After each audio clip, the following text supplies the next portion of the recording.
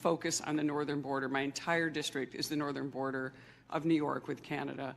I just want to first jump into this issue for, Hamas attacked October 7th. The world watched in horror.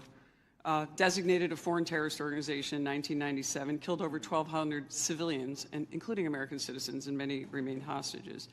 Only slightly less disturbing, we had a myriad of seemingly coordinated pro-Hamas demonstrations that have taken place all over the United States, in my state of New York, on college campuses, in Washington, D.C., universities. Director Patel, does the FBI have any open investigations into the organization, the leadership, and the funding of these pro-Hamas demonstrations with students such as, and groups such as Students for Justice in Palestine? Thank you, ma'am. And I'm limited by what the Attorney General has already publicized, but as you know, there are open investigations based on what's been made public. Okay. Has the FBI uncovered any evidence of foreign support for these Hamas demonstrations, including, other than Iran, any of these groups I might mention, like Students for Justice in Palestine, anything that's open source that we can talk about? That's still ongoing. Thank you. Director Gabberd, thank you so much for your service. It was great to serve with you in Congress as well, and works so much on wonderful veterans issues. My son's also a Marine major, and so we appreciate the service of everybody here. Let's keep in mind, obviously we're in open session. Do you have anything or ongoing intelligence to suggest there's foreign support from governments, non-government groups, and individuals that have helped these pro-Hamas demonstrations all across America, including on university campuses? Congresswoman, there are some assessments that reflect that, and we can talk about that in the closed session. Great, thank you so much. And now I want to get back to Cash, Director. Great work on the northern border. I'm one of the co-founders of the Northern Border Security Caucus, and your information has been tremendous. Once I got the district that I represent now, this sprawling, long district, the entire northern border is Canada. And as you say, 358 suspects on the terror watch list. Almost 90% of the suspects on the terror watch list are coming across our northern border. I'd love to talk to you. What is the FBI doing specifically dealing with this northern border? And what access point are you? Who are you working with? Is there a way that we have got a way to handle this with the foreign terror threats? And I say this in light of my district specifically, where New York State, led by Democrats, by the way, is notorious for their unwillingness to work with law enforcement. Under Governor Cuomo, we cut off the ability. I know Congressman Quigley talked about working together after 9/11. The state hit hardest by 9/11. And Governor Cuomo put in a law that prohibited law enforcement from working together in 2019. What are we doing so we can work with New York, the government and others, to make sure that this doesn't happen across our New York northern border? Well, one, and this is out of my lane, but what we need to be doing is working with the Canadian government because they sit on top of our northern border. We do have the problem of tyranny of distance and sheer geography as compared to the southern border, but when we were told that the Mexican government would not work with us, we overcame that hurdle, and we've seen the immediate results, as I highlighted to your colleague, about northern border contacts with KSTs versus the southern border. The other thing we can be doing is working across every northern border state who has a geographic border with Canada and their local and state affiliates, which we are doing at the FBI. But it is such a vast enterprise that we would need a huge increase in resources to cover down on that the way we do in Mexico. In addition, thank you for that. In addition with working with the Canadians, are you also working with the New York State government? Because we do have a number of interesting assets, the sprawling Akwesasne Mohawk Reservation. They thought they was doing something. Warning developments is a new satellite intended to carry a nuclear sector information, deal sensitive and lucrative well-being and their protection.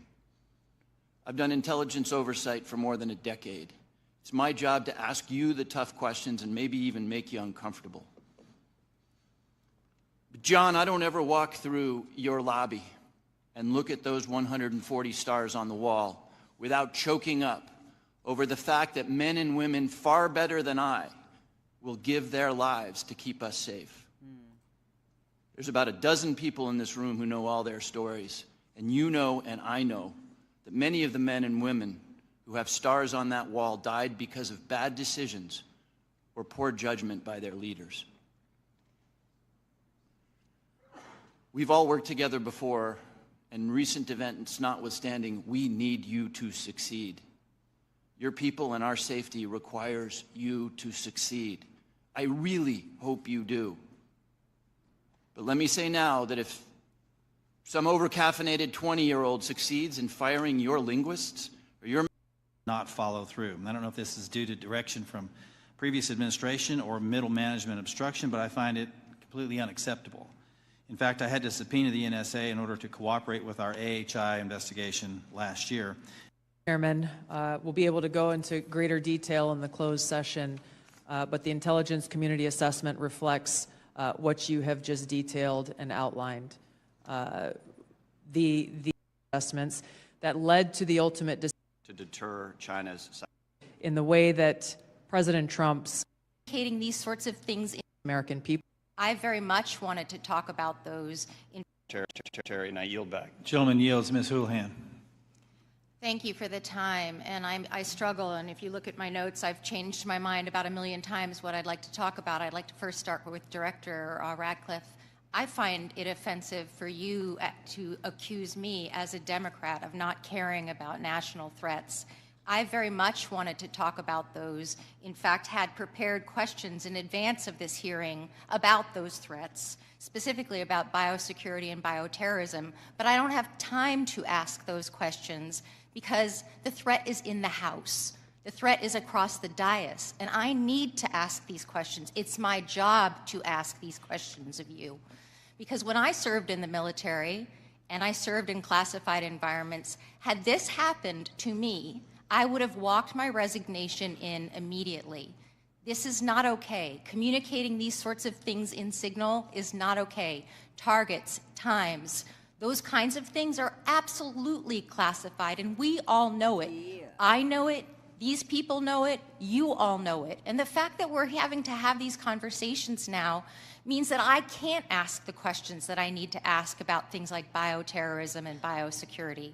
And so I'd like to put you in check as well, sir, because you can't assume who I am any more than I can assume who you are, sir. I would like to move my questions, however, over to Director Gabberd, because you are the DNI. You do have an obligation and a responsibility. I'm going to speak to you specifically about the fact that you have spent much of your 40 days talking about the importance of making sure that we don't reveal classified information, making sure that we don't leak information. You're a former battalion commander in the Army. I don't think that you would have necessarily appreciated the kind of leaking of information that I believe absolutely did happen in this Signal channel and is worthy of a further investigation. Yeah. In fact, this committee established something called 50 U.S.C. 3235A, and this committee, on a bipartisan, apartisan basis, requires you, the DNI, to swiftly notify Congress and the Intelligence Committee if you're aware of any sort of significant unauthorized disclosure or compromise of classified information, which I would argue this has all of the markings of being that. And so if you, as the DNI, see such a thing anywhere within your organization's purview, you have the obligation to begin an investigation to report back to us on that. Would this seem to qualify to you as something worthy of that investigation? Thank you for your question, Congresswoman. In this situation, Secretary Hegseth has the Yes or classification no? and You are the declassification DNI. authority over DOD information. This chat did not have the auspice of being a DOD chat. There's no such thing as labeling it as DOD. This was a chat amongst a great variety of people, and you, according to our law that we passed here bipartisanly, have an obligation when you think there has been a tangible, significant leak of information to instigate an investigation. Do you not think it's important to do such a thing? Well, the National Security Council is investigating no? this inadvertent leak. And again, I point to Secretary Hegseth as having the classification. I would argue that classification Secretary authority. Hegseth, if he had the dignity that he needs to have, should be walking his resignation in, because I believe that his probably is heading toward being relieved of his duty based on what I think are significant and illegal leaks, most likely. I would like it if you would please commit to this organization that you will follow the law, and I would like it if you would also investigate what is likely to be more than just this chat. Because if there's one, there's more than one. If there's smoke, there's fire. Would you please obligate yourself and your organization to that investigation? Yeah, Congresswoman, yes, I will follow the law. Thank you. I appreciate that. And Director Patel, I learned just recently that you only heard about this yesterday, which blows my mind since I heard about it 2 days ago, and I'm just a low on the dais, junior chipmunk here. Did you really only hear about this yesterday? The exact timeline I'm not aware of, but yeah, I think it was yesterday or the night And now before. that another day has passed, do you Well, believe... actually, it was the night before the hearing. Now that another day has passed, do you believe that it's now time potentially for the FBI to open an investigation into this? I'm not going to comment on that. Because you're the director of the FBI, you don't believe it's appropriate to comment on that? Because there's a process in place, there's an ongoing litigation, and the National Security Council is reviewing this matter. And I'm not going to discuss any open or closed That investigations. ongoing investigation, literally, the lawsuit happened today or yesterday afternoon, and the idea that you don't have an opinion on this at this point is frustrating to me. No, it's not. My I'm not final going to question, prejudge any reclaiming my matters, time, my and the men final and women of the question, reclaiming my FBI will time, reclaiming call my the balls time, and strikes. reclaiming my time, not sir. you. Sir, Mr. Chairman, I'd like to have... Gentlewoman's recognized. You have Thank 4 you. seconds remaining. No, I have more than You have that 2 because seconds Mr. remaining. Patel would not acknowledge... Gentlewoman's time has expired. Mr. Stubbe. Was he on his personal phone at the time? I don't know. Well, it's my understanding that he was indeed in Russia. Director Gabberd, you were also traveling during this discussion, correct? Yes. And where were you? I was traveling through the Asia-Pacific region. I don't recall which country I was in at that time. You don't remember the country? I'd have to go back and look at the schedule. Director Gabberd, I want to direct your attention again to the text chain where it says, just confirmed with CENTCOM, we are a go for mission launch. Does that indicate to you that there is about to be a military operation? Yes. Director Gabberd, earlier in this hearing, we heard about the DoD's classification standards. I want to now turn my attention to your classification standards. You're the Director of National Intelligence. The Office of the Director of National Intelligence classification guide says, quote, information providing indication or advance warning that the U.S. or its allies are preparing for an attack, end quote, is to be classified as top secret. Are you familiar with that? Yes. Director Gabberd, have the Houthis indicated an ability to shoot down American aircraft? Yes. They have in fact done so, haven't they? Yes. Including MQ-9 Reapers, haven't they? That's correct. And that was one of the systems used in the attack recently that's the subject of this discussion, is it not? Correct. General Cruz, are you familiar with this system? I'm not wearing my glasses at the moment, but... Well, I'll help you out. This is an SA-3 anti-aircraft system. Correct. Are you familiar with this next system? I am. What is it?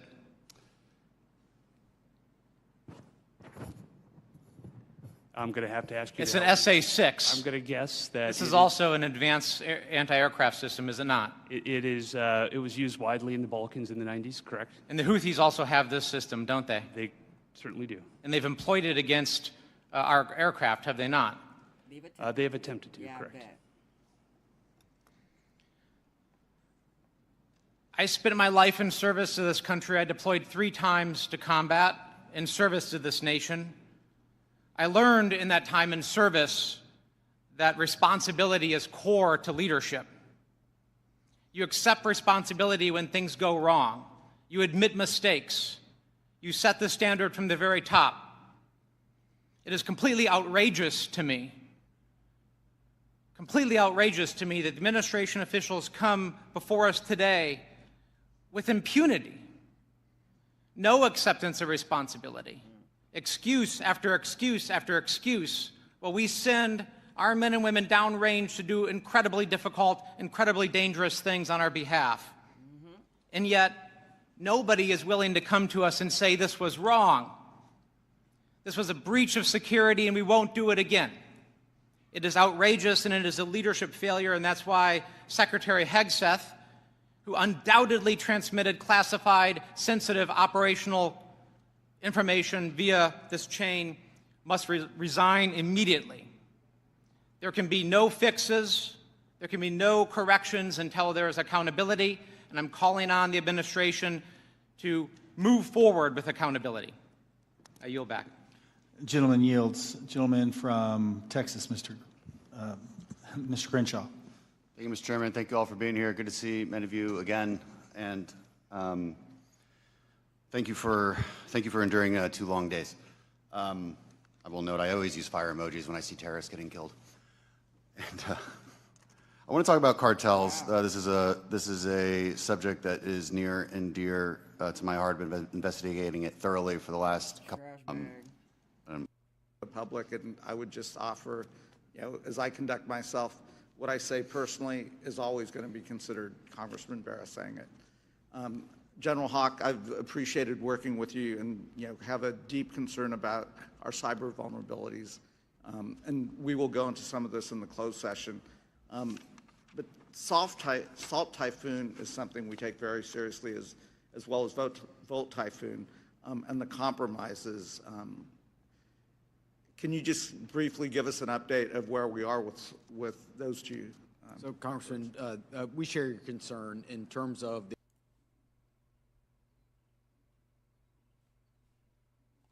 opening remarks. Well, thank you, Mr. Chairman, and good morning, everybody. I want to thank all the witnesses for being here. I got to say, I've been on the committee now for 14 years, and this year's assessment is clearly one of the most complicated and challenging in my tenure on the committee. And I want to get into that in a moment, but I want to first of all address the recent story that has broken in the news.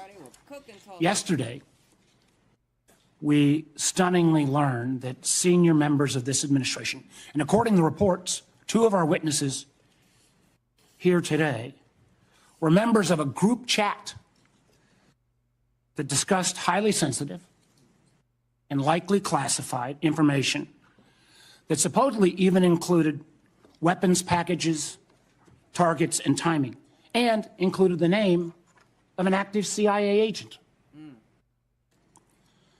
Putting aside for a moment that classified information should never be discussed over an unclassified system, it's also just mind-boggling to me that all these senior folks were on this line and nobody bothered to even check. Security Hygiene 101. Who are all the names? Who are they? Well, it apparently included a journalist.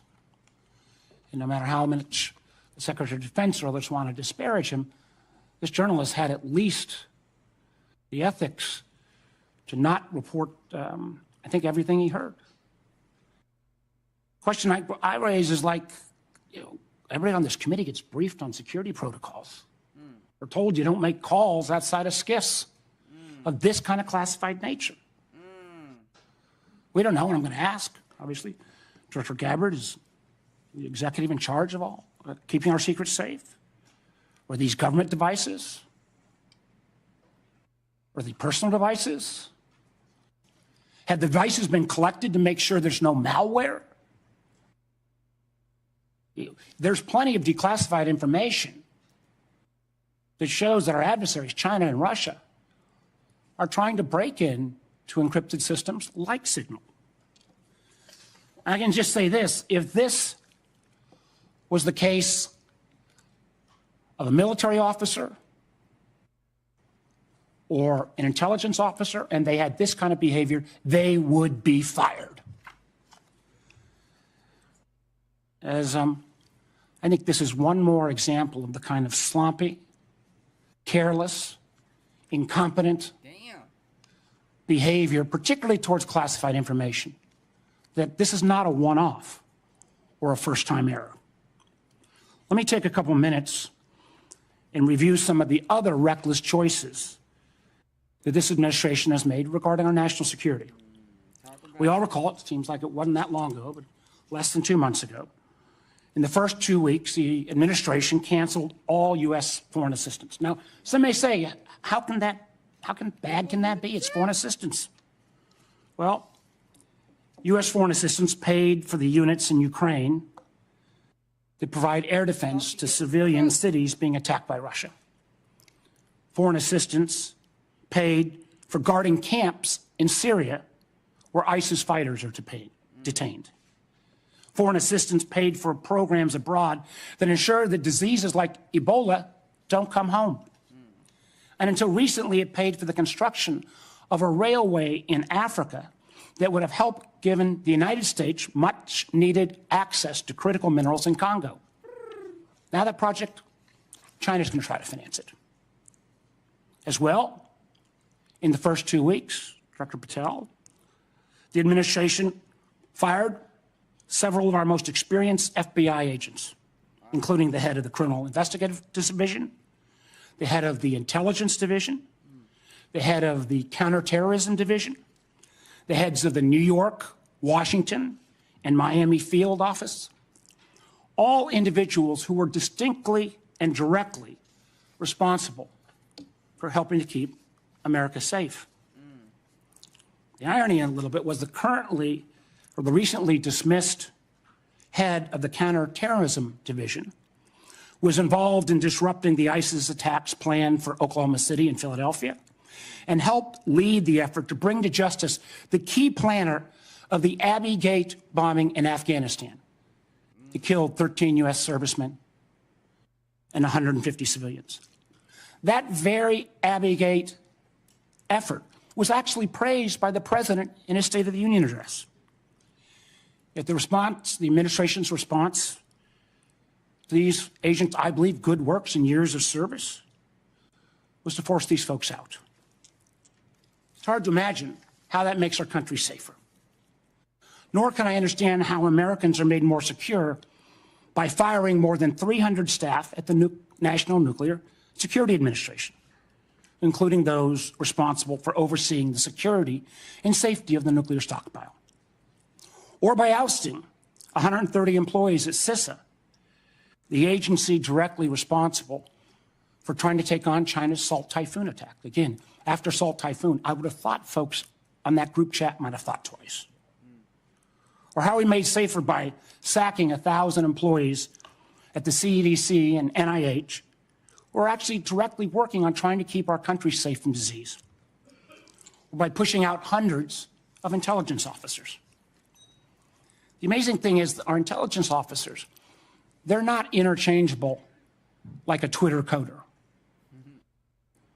These intelligence officers, our country makes $20,000 to $40,000 of an investment just in getting a security clearance. Literally goes into six figures when you take the training involved. Can anyone tell how firing probationary individuals without any consideration for merit or expertise is an efficient use of taxpayer dollars? It's not. And just to make clear that yesterday's story in the Atlantic was not this rookie one-off, it's a pattern. I want to acknowledge Director Radcliffe was not here in his position when this took place. But again, earlier in the administration, when a non-classified network was used, thereby exposing literally hundreds of CIA officers' identities, those folks can't go into the field now.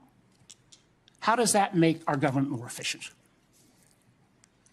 You know, again, this pattern of an amazing cavalier attitude towards classified information is reckless, sloppy, and stunning.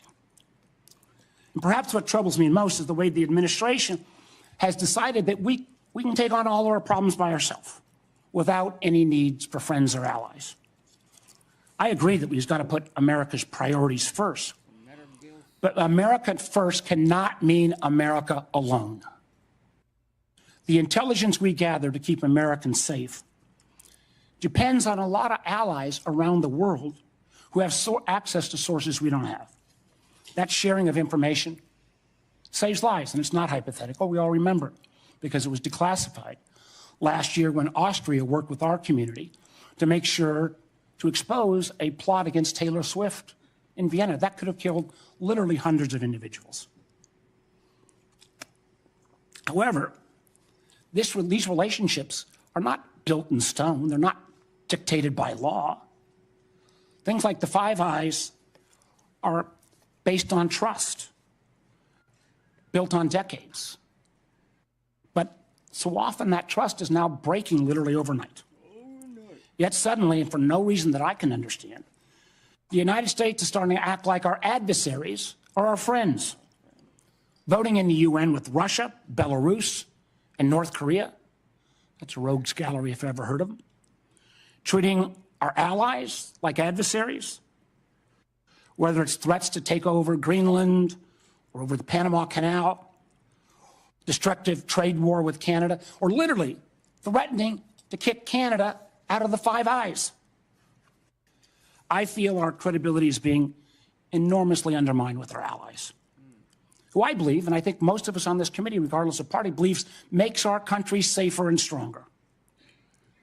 But how can our allies ever trust us as the kind of partner we used to be when we, without consultation or notice, for example, stop sharing information to Ukraine in its war for survival against Russia? Or how can our allies not only not trust our government, but potentially not our businesses with such arbitrary political decisions? Let me give you a few examples. You know, as a result of a lot of work from this committee and others in Congress, we made sure America's commercial space industry is second to none. From space to launch to commercial sensing and communications, the United States has taken a record lead. Yet overnight, this administration called into question the reliability of American commercial tech industry when Maxar and other commercial space companies were directed to stop sharing intelligence with Ukraine. I got to tell you, I've been a business guy, I can't say longer than being an elected official, but pretty close. That shockwave across all of commercial space, and frankly, not just commercial space, I've heard it from some of our hyperscalers in the tech community, has sent an enormous chill. Who's going to hire an American commercial space company, government or foreign business, with the ability to have that taken down so arbitrarily? And it's not just in the case of commercial space. We've seen that Canada, Germany, Portugal have all been saying they're rethinking buying F-35s. I've heard from Microsoft and Google directly and Amazon that they're having questions about whether they can still sell their services. We've also seen foreign adversaries and friends take advantage of this rift in our national security areas and our scientists. Germany has already put out ads trying to attract some of our best scientists who've been rifted. And the Chinese intelligence agencies are posting on social media sites in the hopes of luring individuals with that national security clearance who've been pushed out, perhaps arbitrarily, to come into their service. So no, the Signal fiasco is not a one-off. It is unfortunately a pattern we're seeing too often repeated. I fear that we feel the erosion of trust from our workplace, from our companies, and from our allies and partners can't be put back in the bottle overnight. Make no mistake, these actions make America less safe. Thank you, Mr. Chairman. Before I turn to the witnesses' hearing, I want to welcome everyone in our large audience today.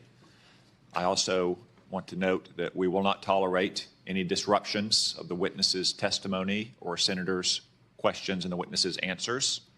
You'll note that we have a large contingent of Capitol Police in the room. Any disruptions, either opposed or in favor to the witnesses, will result in prompt removal from the hearing room, and my encouragement to the U.S. Attorney to throw the book at the person disrupting the hearing. No offense, but we all came to hear the witnesses, no one else in the room. Director Gabberd, I understand you'll make a statement for the panel of witnesses. Thank you, Mr. Chairman, Vice Chair, members of the committee. Thanks for the opportunity for us to be here to present you the intelligence community's 2025 annual threat assessment. I'm joined here this morning by my colleagues from the CIA, DIA, FBI, and NSA. Our testimony offers the collective assessment of the 18 U.S. intelligence elements making up the U.S. Intel community and draws on intelligence collection and information available to the IC from open source and private sector and the expertise of our analysts. This report evaluates what the IC assesses most threatens our people and our nation's ability to live in a peaceful, free, secure, and prosperous society. As you know, we face an increasingly complex threat environment that is threatening us here at home and our interests abroad. I'll begin by focusing on what most immediately and directly threatens the United States and the well-being of the American people: non-state criminal groups and terrorists putting American lives and livelihood at risk. Then I'll focus on the key nation states who have the capability to threaten the interests of the United States. In this complex environment, non-state and state actors are able to exploit or take advantage of the effects of each other's activities. Conventional and asymmetrical capabilities, even the traditionally weakest of actors are able to acquire from available advanced technologies, creates an even more complex and serious threat landscape. First, I'll highlight the threats presented by several non-state actors. Cartels, gangs, and other transnational criminal organizations in our part of the world are engaging in a wide array of illicit activity, from narcotics trafficking to money laundering to smuggling of illegal immigrants and human trafficking, which endanger the health, welfare, and safety of everyday Americans. Based on the latest reporting available for a year-long period ending October 2024, cartels were largely responsible for the deaths of more than 54,000 U.S. citizens from synthetic opioids. Mexico-based transnational